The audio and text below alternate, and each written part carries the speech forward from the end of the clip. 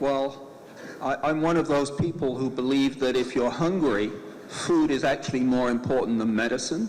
And we have about 800 million people on the face of this earth who go to bed hungry every night, which in my view is unacceptable.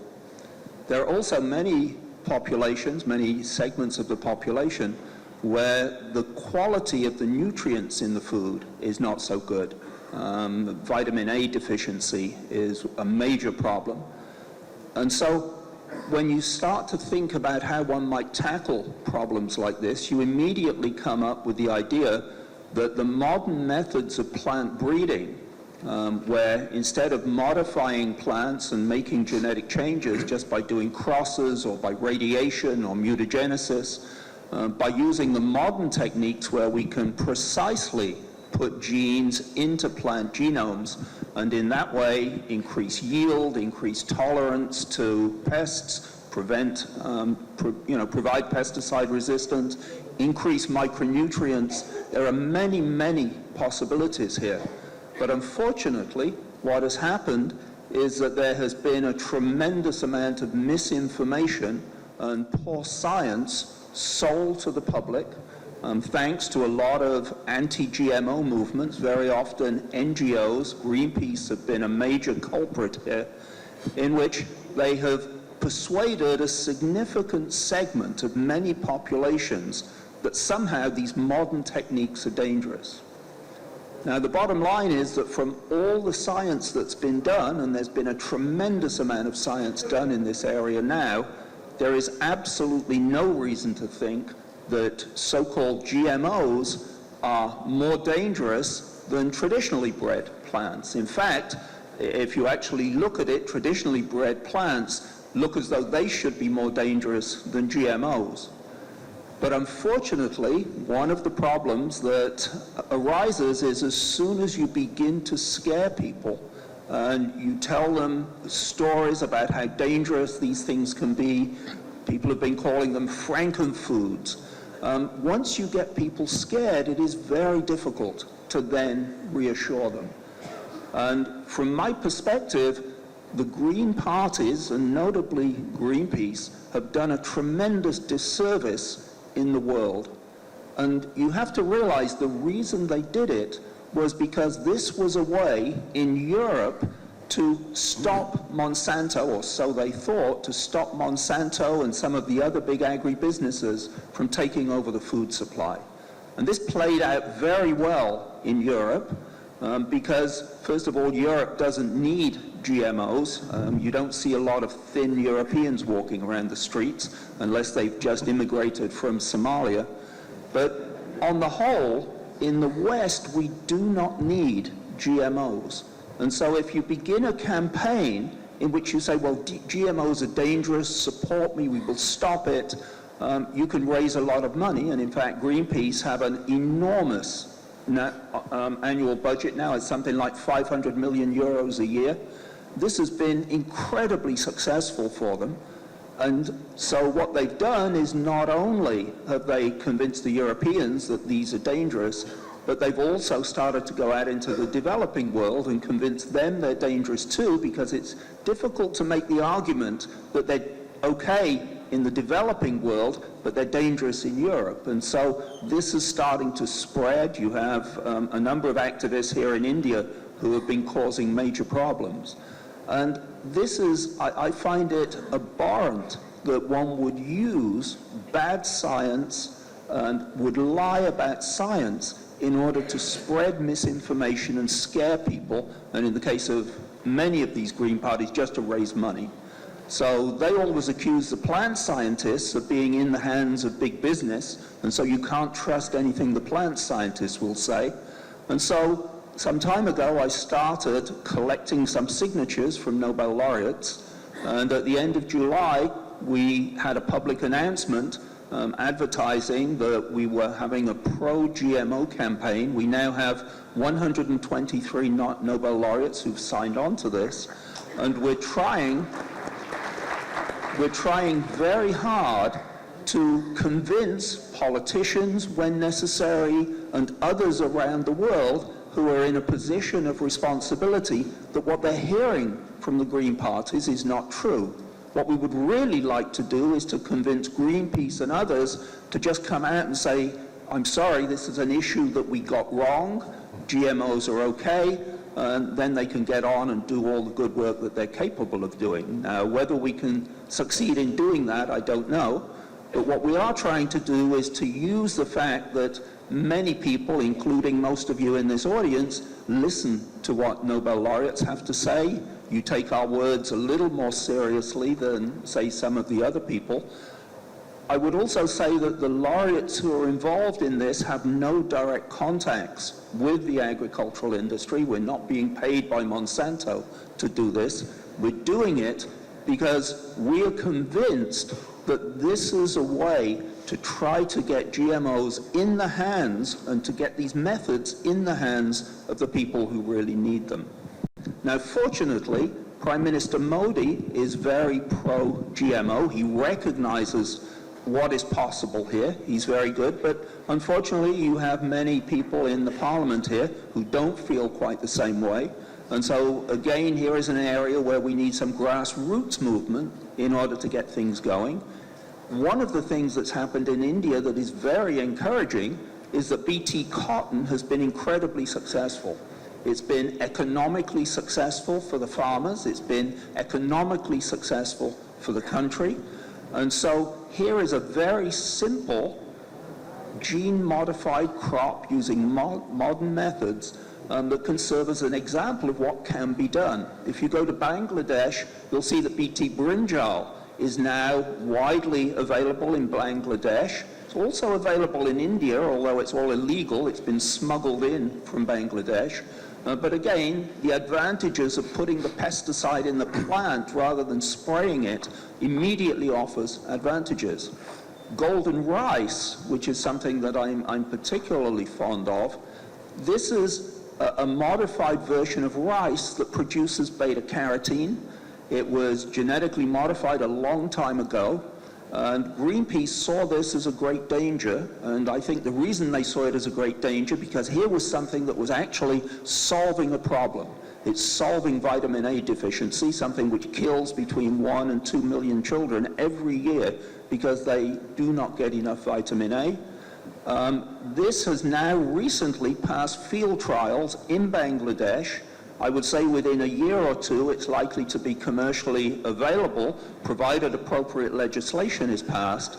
And this is an area where I think for India this would be something very good if they could grasp this quickly and start growing it quickly. And we know of organizations that are in some of the states where rice is widely grown. Orissa is one state that immediately, although I think you don't call it that, you call it Odisha now or so. But anyway, the name has changed, but it's in the eastern part of India. This is an area a lot of rice is grown, and this might be a case where they could raise the income level there as a result of growing this. This is a GM crop that has no patents associated with it if you're a small farmer, so there's no intellectual property barriers here. So I think there are many ways in which India not only can take advantage of some of these crops, the GM crops that have been grown elsewhere, but the nice thing is you can do your own. You have very good plant scientists here. You have many crops that are of interest where nutritional improvement could take place. You can do it all locally. Most of this stuff is not within IP control anymore. And so you can become independent of some of these very large seed manufacturers like Monsanto, who really don't have a lot of interest in the developing world because there's not enough profit to be made. So let them get on and do all the stuff they want to do in the developing world and take matters into your own hands. I think you can do it. I think many of the young people who will be listening to this are perfectly capable of making these genetic modifications, and our methods just get better and better all the time so that it will be easy to do. In fact, it probably won't be too long before individuals in their homes can do this and can modify some of the plants that they might need. Thank you. It was an exciting challenge for the young scientists in the audience. And let's discuss this topic a little bit further. Can I just make one remark? So we have a website that describes this. It's called supportprecisionagriculture.org. Not only does it list all of the laureates who've been associated with this, but there is an opportunity for people to sign on and join us and add your signatures to join our campaign. And I think one of the things that is really at the forefront of research at the moment is trying to understand the human microbiome, but also to understand other microbiomes. Every organism out there has bacteria living with it. The soil has bacteria, very important. But the human microbiome, the nice thing here is it depends very much on your diet as to exactly what kind of bacteria you have growing. And these bacteria are incredibly important. If we kill them off, you die. And so I think there are great opportunities here in India, but in many other countries, and we know we're going to learn a lot of really useful stuff that we had not expected.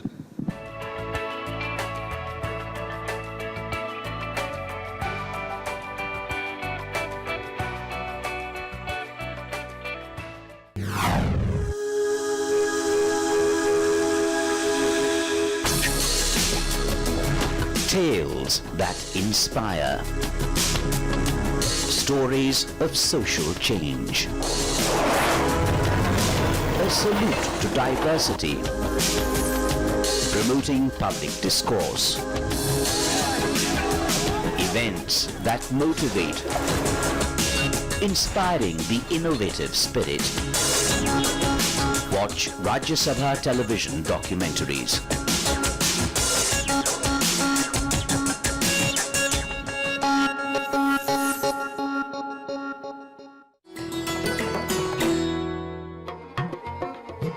Once a private game reserve of the Royal House of Jaipur, Ranthambore. This national park and tiger reserve is one of the world's best known wilderness areas. Located 14 kilometers from Savai Madhopur, Ranthambore offers some of the finest opportunities for sighting the magnificent tiger in the wild. Comprising 1,334 square kilometers of wild jungle scrub, hemmed in by rocky ridges, and at its center is the 10th century Ranthambore fort. The dainty cheetal, sambar deer, the blue bull antelope or nilgai, rhesus macaque, langur, and an incredible variety of birds amidst a setting of dhok, fig and banyan trees makes a visit to this park a delight.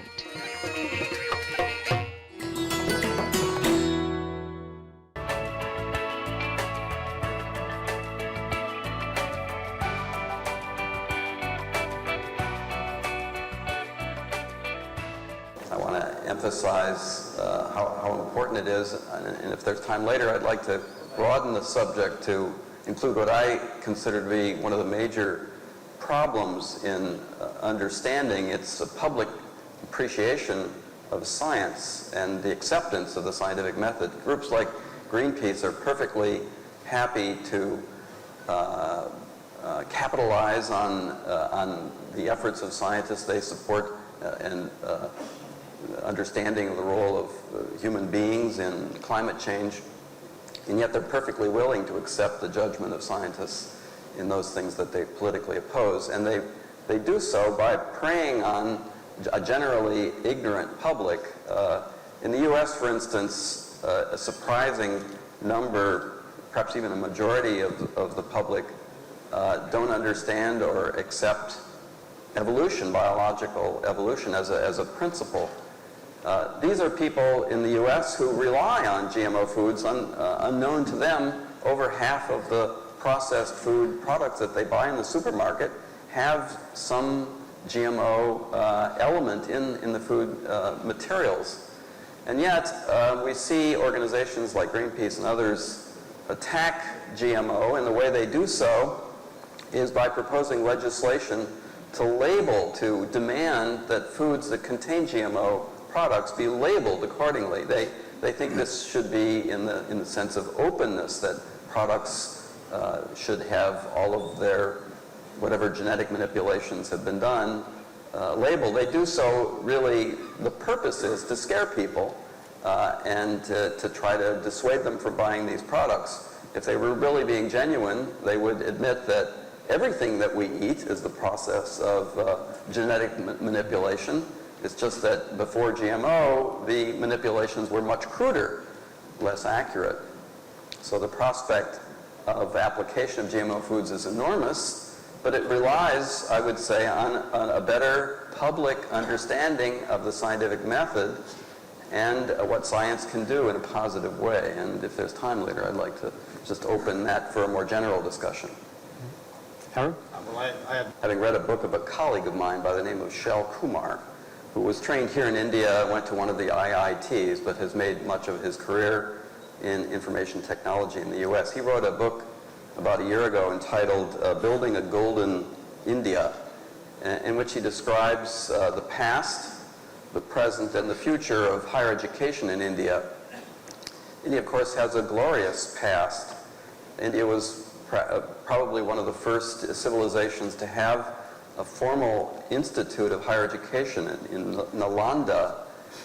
Records show that they had an institution that trained thousands of students, had over 1,000 faculty, at a time preceding the first major university in Western Europe by about 1,000 years. There's a historical record of Chinese scholars who came to India in 400 AD to study the methods of education developed at Nalanda.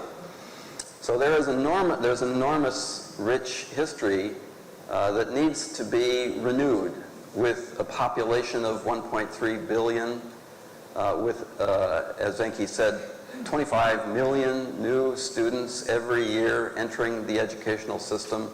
What is the current situation? As I learned from Kumar, and as you all know, the institutions, the preeminent institutions in India are enormously, hysterically competitive in the entrance examination. The IITs attract some tiny percentage, maybe less than 1%. Most of the other students who go to university or to some kind of college or technical training are not exposed to science much at all. I learned of the so-called affiliate institutions, whose faculty generally don't have PhDs, they have undergraduate degrees, and they have no research program whatsoever at these institutions. And then I learned even at the IITs, though they are as selective as you can imagine, often don't expose students to undergraduate research activities. Most of the courses, as Kumar described in the book, are taught by faculty who have themselves a PhD and who have a research program, but who often teach by the traditional method of rote memorization. Rather than challenging students to think creatively, and I would say most importantly, to develop their own individual initiative research projects. So here's a suggestion. I think it could be implemented by the country, one that I made to the Prime Minister yesterday at dinner, and that is for India to develop an approach with a small amount of funding that offers undergraduate students, as they consider their career futures, a prospect of actually getting into the laboratory and not simply relying on rote memorization for learning science. We sitting here on the stage, and I'll speak for myself, that was for me how I got into basic science, by having an opportunity to work in a laboratory even in my first year in university. And without that, I think I probably would not have taken the path that I've taken, and I think that would be true here. So there's an enormous potential to unleash the human capital here in India in the direction of STEM fields, if not necessarily to go into research, but at least to understand and to appreciate science. Another thing that's developing in India that I think could be changed a little bit, and I'm interested in learning more on this trip, you have an investment, a major public investment in research institutes. I'll visit the NCBS in Bangalore later this week. So they are cropping up around the country. But as far as I'm aware, they are not as well integrated into the university education system as they might be. So it's one thing to have these organizations that do world-class science, but it's another thing to engage university students in learning what's going on at the cutting edge. And I'll use you as an example. In the US and in Britain, two of the most important funding agencies, in the US, the Howard Hughes Medical Institute, and in Britain, the Wellcome Trust. These organizations, private organizations, fund a very large number of very effective scientists, biomedical scholars, and scholars in other fields for other organizations. And in all cases, or virtually all cases, these individuals who are funded by these organizations are embedded within universities. I have a position, for instance, with the Howard Hughes Medical Institute, but I do all of my teaching at University of California, Berkeley, and yet most of my research is paid for by Howard Hughes. Likewise, the Wellcome Trust, which is an enormously influential funding organization in Britain, funds investigators who, for the most part, are in universities. This, I think, is something that could be replicated here in India to make sure that university students have access to the finest minds and to cutting edge. Another thing that I learned in Kumar's book is the salary structure of the universities could use some improvement. Individuals who are trained in STEM and who stay in India or who are trained abroad but who wish to return to India, more often than not, choose to go into private industry rather than to conduct basic research in companies, frankly because the salary structure favors quite dramatically their going into industry. And so universities then are at a competitive disadvantage in attracting the finest minds back in the face of competition from private industry. So I would say, if anyone in the government is listening, that one way to address this is to provide, frankly, salary incentives for the finest minds to stay in India and to return to India. I have, fortunately, at Berkeley and many other universities in the U.S., there are wonderful Indian students who come abroad, who wish to train, and then who choose not to go back to India because the opportunities are more abundant in the U.S. This is something that is a loss to the Indian country. It's a loss to your future. It could easily be rectified because I think many of these individuals would wish to remain or would wish to return. So I think this is something that can be improved, and I would urge the government to pay close attention to this and improve the situation at the universities. So I, unlike most of my colleagues here, have always been associated, almost always in my career, been associated with a public university. In the U.S., 70–80% of the university-age students are in public institutions. That is almost certainly close to 100% here in India. These are the institutions that are responsible for the future, your future, the future of the world. Public institutions need to be cherished for what they've done and what they can continue to do.